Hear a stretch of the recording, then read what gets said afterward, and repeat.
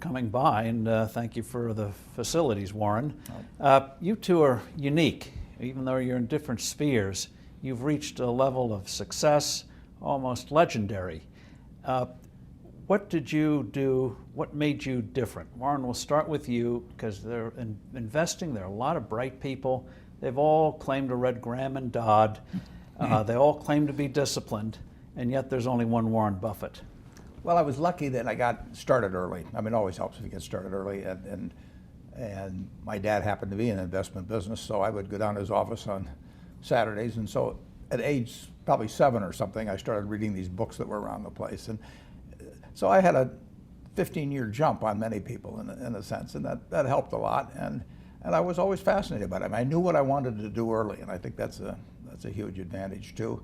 And then you don't need a lot of brains in this business. I mean, I've always said if you got an IQ of 160, give away 30 points to somebody else, because you don't need it in investments. What you do need is emotional stability.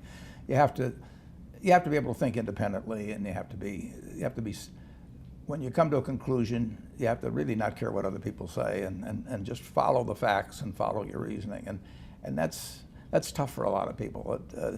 That part I think I was just lucky with. I was born that way.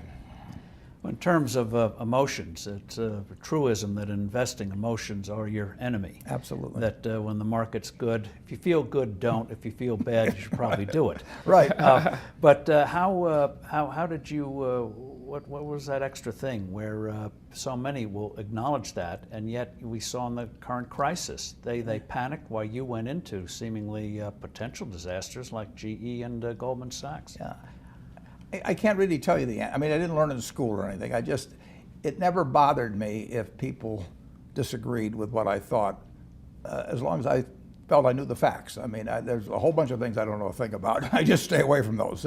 So I stay within what I call my circle of competence. You know, Tom Watson said it best. He said, I'm no genius, but I'm smart in spots, and I stay around those spots. Well, I try and stay around those spots, and I just don't have a problem if somebody says, you're wrong on something. I go back and look at the facts, and I think that really is much more important, frankly, than having a few points of IQ or having an extra course or two in school or anything of the sort. You need emotional stability.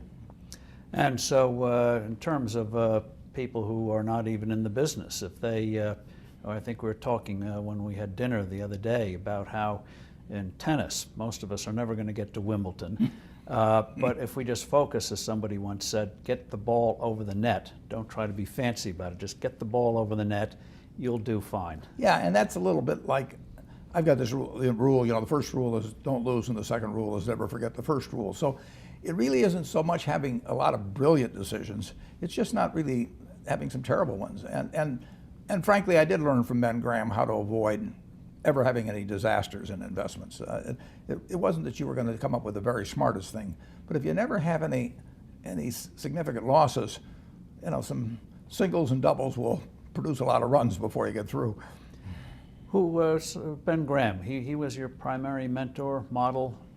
He was a wonderful man, and he was my professor at Columbia. I read his book when I was 19 at the University of Nebraska, and I'd started investing when I was 11, and I started reading about it when I was like 7. So I'd gone through I read every book in the Omaha Public Library that there was by the time I was 12 on investing and stock market. And I had a lot of fun, but I never really I never got grounded in anything. And it was entertaining, but it wasn't going to be profitable. And then I read Graham's book, The Intelligent Investor, when I was at the University of Nebraska. And that just opened the whole thing up to me. Yeah, and I named my oldest son is named Howard after my dad, Graham Buffett, and he was a marvelous man. Never expected anything from me in return. He just did all these things for younger people. You have just a couple of quick examples of the things that he did that you will look back on? It's one thing to read something, but quite another to see it in action. Well, but what he did was he got me thinking, not as a stock as something with a ticker symbol that wiggles around and that that you look at charts on or anything.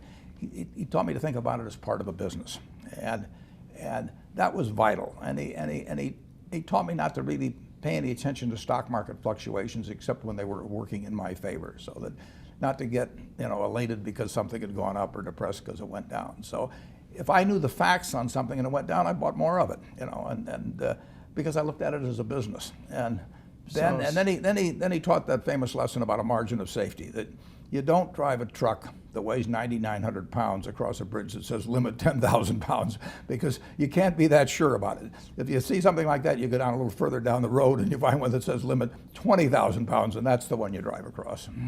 So he, in effect, taught you that stocks weren't just numbers. Numbers That's were right. shorthand for flesh and blood businesses. Absolutely. And very easy to overlook. I've never forgotten it.